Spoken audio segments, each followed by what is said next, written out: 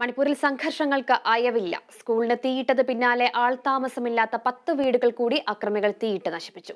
അതേസമയം അക്രമികൾ ബലാത്സംഗം ചെയ്ത് കൊലപ്പെടുത്തിയ പെൺകുട്ടികളുടെ മൃതദേഹങ്ങൾ കാണാനാകാതെ പ്രതിഷേധവുമായി മാതാപിതാക്കളും രംഗത്തെത്തി. ഇതിനിടെ മ്യാൻമറിൽ നിന്നുള്ള കുടിയേറ്റവും മണിപ്പൂരിൽ ആശങ്ക സൃഷ്ടിക്കുന്നു.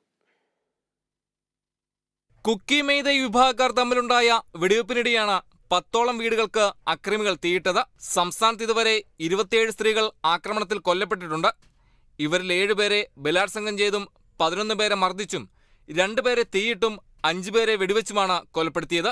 ഈ കണക്കുകൾ പുറത്തു വരുമ്പോഴാണ് കൊല്ലപ്പെട്ട സ്ത്രീകളുടെ വീട്ടുകാർ പ്രതിഷേധവുമായി എത്തിയത്. കൊലയ്ക്ക് പിന്നിൽ ദുരൂഹതയുണ്ടെന്നാണ് വീട്ടുകാർ ആരോപിക്കുന്നത്. അതേസമയം അയൽരാജ്യമായ മ്യാൻമറിൽ നിന്നുള്ള ആളുകളുടെ കുടിയേറ്റവും മണിപ്പൂരിനെ ആശങ്കയിലാക്കുന്നുണ്ട്. 700-ലധികം ആളുകളാണ് 2 ദിവസത്തിനുള്ളിൽ മണിപ്പൂരിലെത്തിയത്. എന്നാൽ വ്യക്തമായ യാത്രാരേഖകൾ ഇവർക്കില്ലെന്നാണ് സർക്കാർ വിശദീകരണം. അനധികൃതമായി സംസ്ഥാനത്ത് പ്രവേശിച്ചവരെ ഉടൻ തിരിച്ചയക്കാൻ അസം റൈഫിൾസിനോട് ആവശ്യപ്പെട്ടിട്ടുണ്ടെന്ന് മണിപ്പൂർ സർക്കാർ പറഞ്ഞു.